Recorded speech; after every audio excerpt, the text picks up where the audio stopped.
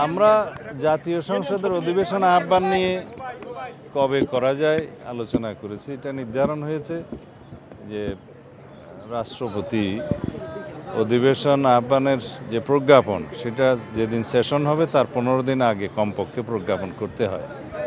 তো এই সামারিটা জাতীয় সংসদ সচিবালয় থেকে মাননীয় প্রধানমন্ত্রীর দপ্তর হয়ে রাষ্ট্রপতির কাছে যাবে।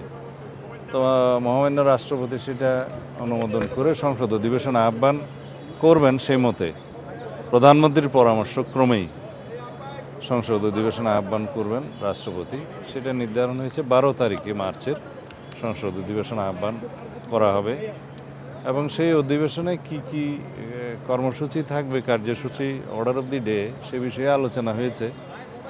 যেমন সেই অধিবেশনে স্পিকার, ডেপুটি স্পিকার নির্বাচিত হবে এবং ইন্টারিম গভর্নমেন্টের আমলে যে সমস্ত অধ্যাদেশ প্রণয়ন করা হয়েছে সেগুলো উপস্থাপন করা হবে, সুপ্রস্তাব হবে প্রথামাফিক এবং রাষ্ট্রপতির ভাষণ হবে। আর অন্যান্য যে সমস্ত বিষয় থাকবে সেগুলো পার্লামেন্টের রেগুলার যেগুলো জব সেগুলো হবে। তো এই আলোচনা হলো।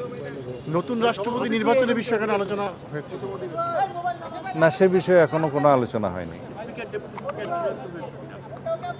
সেগুলা পরে হবে। মাননীয় স্পিকার, গতকালকে আদাবর আমরা দেখেছি